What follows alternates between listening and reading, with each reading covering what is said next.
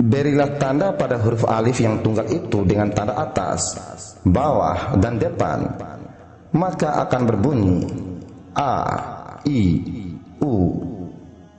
Dan setiap berbunyi A, maka dipahamkan ada ayat Allah.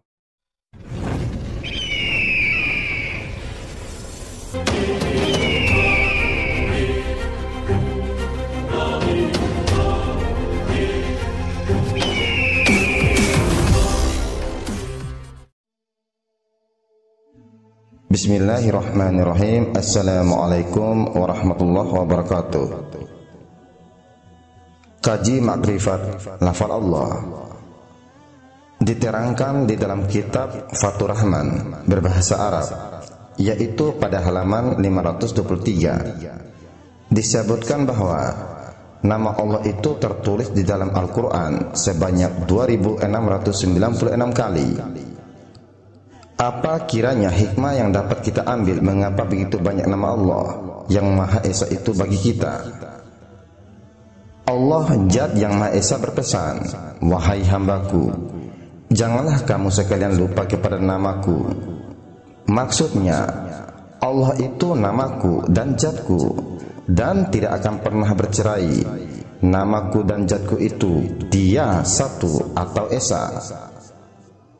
Allah Subhanahu wa ta'ala juga telah menurunkan mushaf kepada para nabi-nabinya, kemudian ditambah 4 kitab lagi yang telah diturunkannya. Semua itu rahasianya terhimpun di dalam Al-Quranul Karim, dan rahasia Al-Quranul Karim itu pun rahasianya terletak pada kalimat Allah.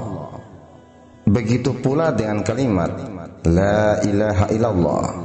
Jika ditulis dalam bahasa Arab ada 12 huruf, dan jika digugurkan 8 huruf pada awal kalimat La ilaha illallah, maka akan tertinggal 4 huruf saja, yaitu Allah. Makna kalimat Allah itu adalah sebuah nama saja. Sekalipun digugurkan satu persatu, nilainya tidak akan pernah berkurang, bahkan akan mengandung makna dan arti yang mendalam, dan mengandung rahasia penting bagi kehidupan kita selaku umat manusia yang telah diciptakan oleh Allah Subhanahu wa ta'ala dalam bentuk yang paling sempurna. Allah jika diarabkan maka dia akan berhuruf dasar, alif lam di awal, lam di akhir, dan ha. Seandainya kita ingin melihat kesempurnaannya, maka gugurkanlah satu persatu atau huruf demi hurufnya. Gugurkan huruf pertamanya, yaitu huruf alif, maka akan tersisa 3 huruf saja, dan bunyinya tidak Allah lagi, tetapi akan berbunyi lillah, artinya bagi Allah, dari Allah, kepada Allah lah kembalinya segala makhluk. Gugurkan huruf keduanya, yaitu huruf lam awal, maka akan tersisa 2 huruf saja, dan bunyinya tidak lillah lagi, tetapi akan berbunyi lahu, lahu ma fis samawati wal ard, artinya bagi Allah segala apa saja yang ada pada 7 lapis langit dan 7 lapis bumi. Gugurkan huruf ketiganya, yaitu huruf lam akhir, maka akan tersisa 1 huruf saja, dan bunyinya tidak lahu lagi, tetapi huwal hayyul qayyum, artinya Zat Allah yang hidup dan berdiri sendirinya. Kalimat hu ringkasnya dari kalimat huwa. Sebenarnya setiap kalimat huwa artinya zat. Misalnya qul huwallahu ahad, artinya zat yang bersifat kesempurnaan yang dinamai Allah. Bagi sufi, nafas kita yang keluar masuk selama kita masih hidup ini berisi amal batin, yaitu hu. Kembali nafas turun diisi dengan kalimat Allah. Ke bawah tiada berbatas dan ke atas tiada terhingga. Perhatikan beberapa pengguguran di berikut ini. Yang pertama, ketahui pula jika pada kalimat Allah itu kita gugurkan lam pertama dan lam kedua, maka tinggallah 2 huruf yang awal dan huruf yang akhir, di pangkal dan di akhir, yaitu huruf alif dan huruf ha. Kalimat ini tidak dibaca lagi dengan nafas yang keluar masuk, dan tidak dibaca lagi dengan nafas ke atas atau ke bawah, tetapi hanya dibaca dengan titik. Kalimat jika dituliskan dengan huruf Arab terdiri dua huruf, artinya dalam bahasa disebutkan intaha, kesudahan dan keakhiran. Seandainya saja kita berjalan mencari Allah, tentu akan ada permulaannya dan tentunya juga akan ada kesudahannya.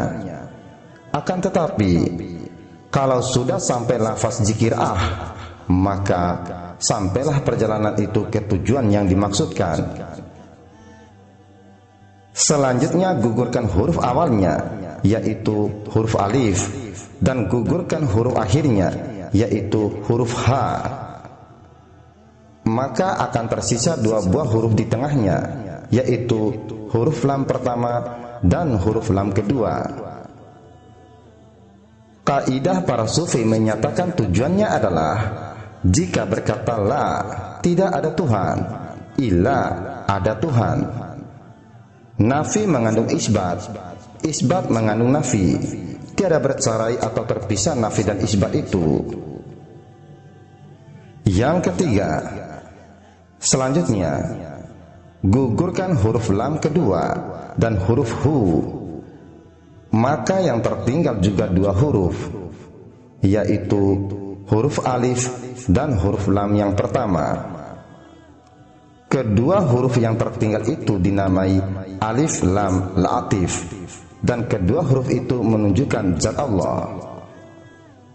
Maksudnya ma'rifat yang semakrifatnya dalam artian yang mendalam, bahwa kalimat Allah bukan nakirah.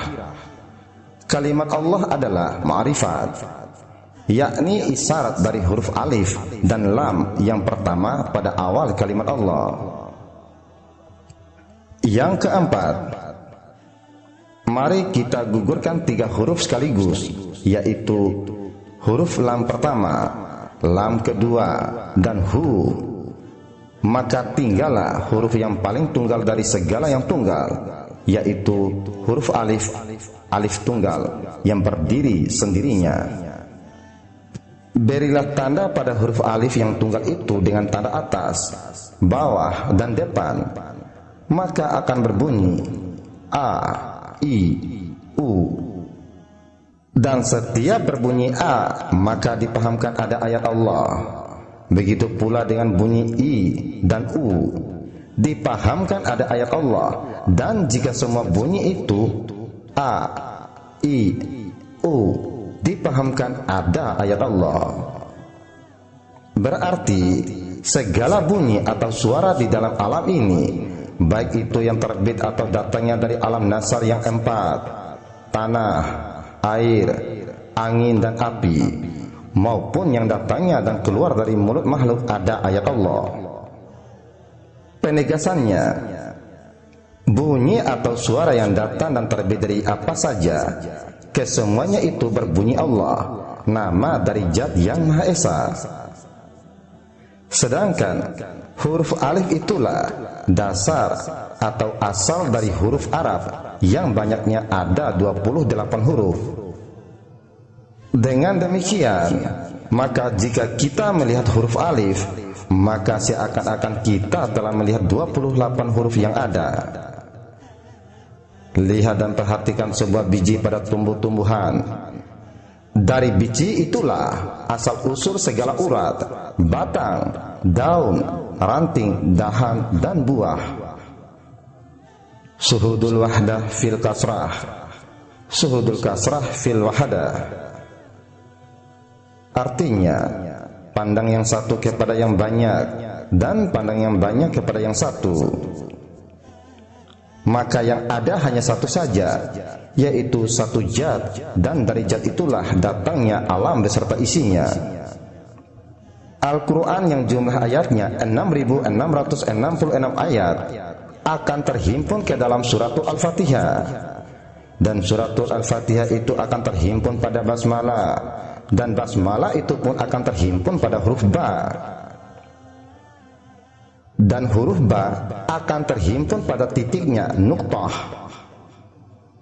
Jika kita tilik dengan jeli, maka titik itulah yang akan menjadi segala huruf. Terlihat banyak padahal dia satu, dan terlihat satu padahal dia banyak. Selanjutnya, huruf-huruf lafal Allah yang telah digugurkan, maka tinggallah 4 huruf yang ada di atas lafal Allah tadi, yaitu huruf tasdid bergigi 3, dan di atas tasdid ada lagi 1 huruf alif. Langkah terakhirnya, gugurkan keseluruhannya, maka yang akan tinggal adalah kosong, la sautin wala harfun, artinya tidak ada huruf dan tiada suara. Inilah kalam Allah yang qadim, tidak bercerai dan terpisah sifat dengan jad. Sebenarnya lafal alif lam lam ha mengandungi 1001 rahasia tersirat.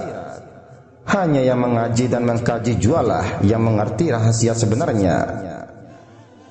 Kata para wali dan alim ulama bahwa lafaz Allah inilah yang sebenar-benarnya rahasia, terletak dia di dalam dirimu.